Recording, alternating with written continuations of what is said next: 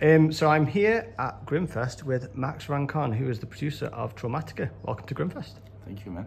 Yeah, well, actually, welcome back to Grimmfest. That's probably the better. Welcome back. Yeah. So you were here 2021, was that right? Exactly. Yeah. 2021. Yeah. Two Witches. Two Witches was the movie we presented at Grimmfest in 2021. Yeah. So Traumatika, different kind of film. So tell us about how this all kind of started.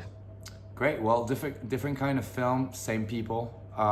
Pierre and I, again, we have Rebecca Kennedy, who was the main actress of Two Witches, who is pretty much the main actress of Traumatika as well. It just came about, Pierre and I wanted to make a new horror movie and share it with the horror community as soon as possible, really.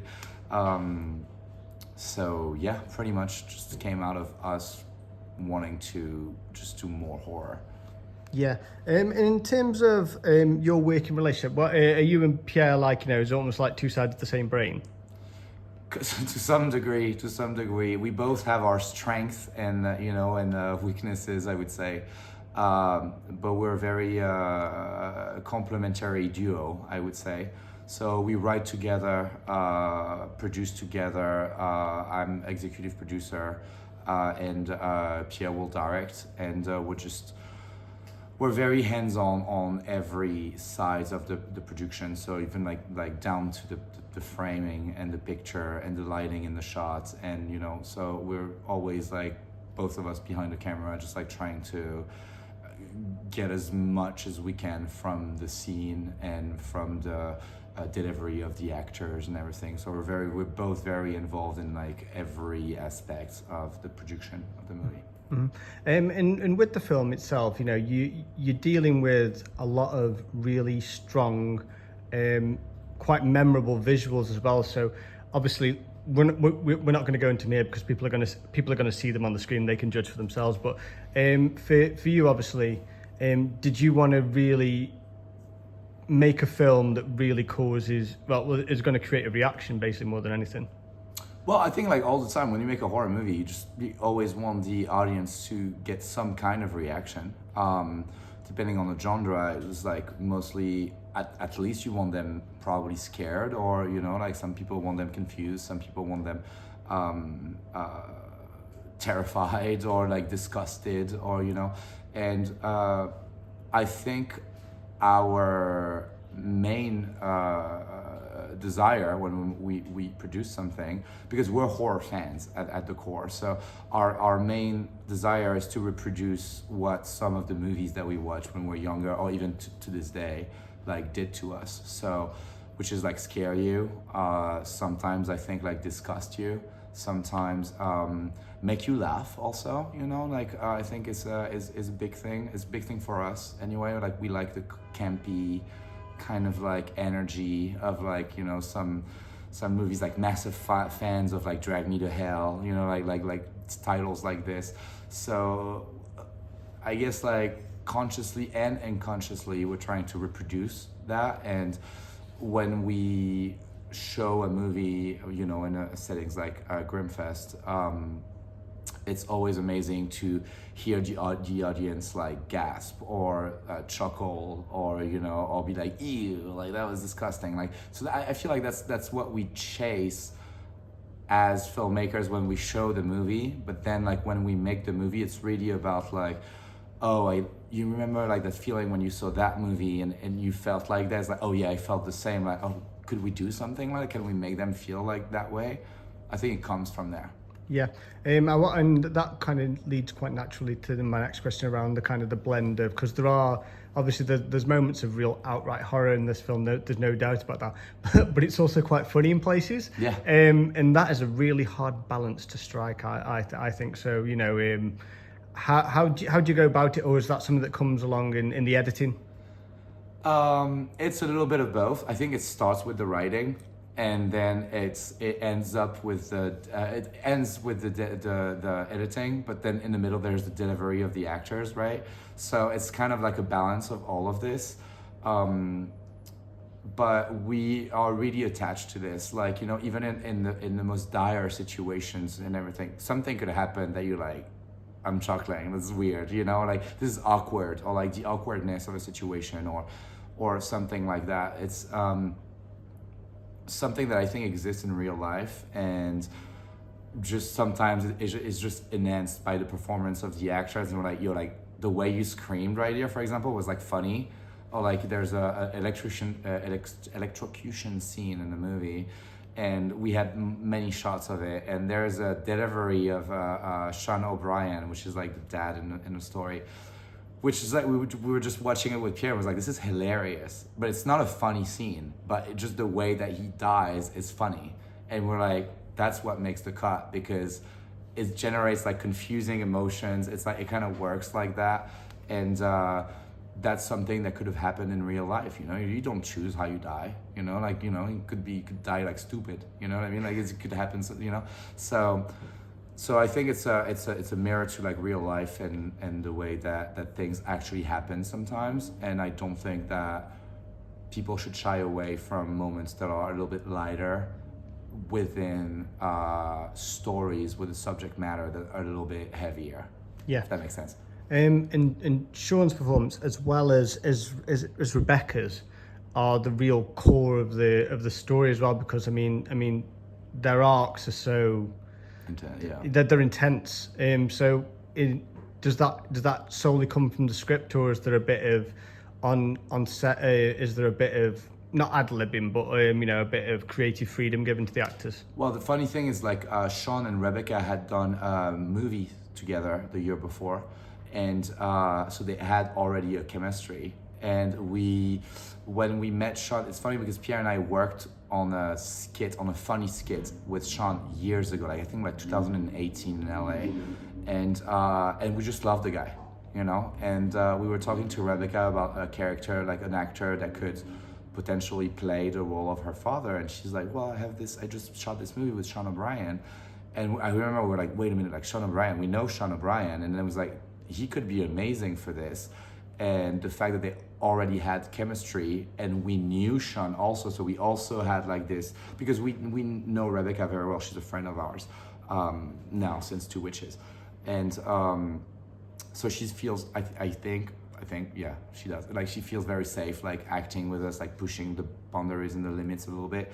And the fact that Sean, who has such a big role in the movie and is so close to her, I had a previous relationship of acting with her, and also was familiar with us and our work, was just like a no-brainer for us.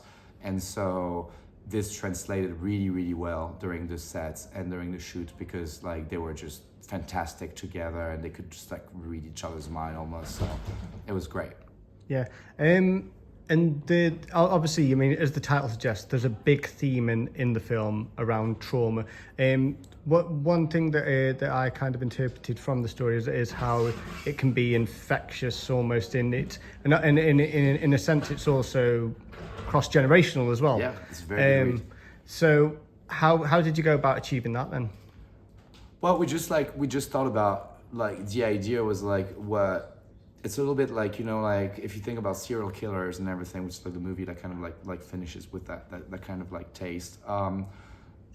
Were they born evil, or were, you know, or like, is it something that happened in their life that, you know, turned them into such a crazy person, or somebody that has like very like psychological problems. And it was also very obvious to us that any type of trauma, if you have like mental issues and everything, and you have kids, or, you know, like it's just even not even kids, it'll just like transfer to your surrounding to some type of ways, because you're like influencing, you know, like people, or, you know, people have to take care of you, or like deal with your outbursts, or like with, you know, like if you have a kid and you're like a traumatized person, or you have like really a crazy mental health issue, it's probably going to reflect on the kid growing up, or whatever. So it is like some kind of a disease that's like, it is kind of contagious somehow, you know, like to some degree. So we really wanted to show this in the movie, and that's why the movie goes like across almost like not really, but like across like a long period of time, because so you can see what the effects of what happened to Mikey, like, you know, like creates like later in his life. And it's almost like the movie is almost like it starts with like some things like the experience of a child, and then this experience that child had, like is just like influencing a whole lot of people, like hurting whole lot of people across years. So we thought that was a good metaphor for trauma in general. So that's pretty much where it came from. And special effects are fantastic. What was the funniest one, maybe without spoilers, to craft? Well, making like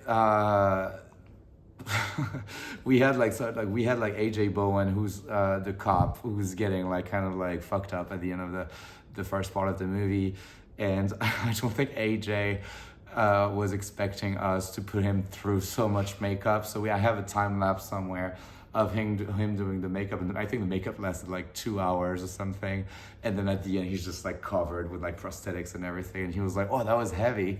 I was like, yeah, like we're trying to really make it in real life. So, you know, and he had tubes with the blood like trickling down his face. So it was a whole fucking thing. But so that was interesting. Then I think like I was playing the demon, like Volpazu in the movie.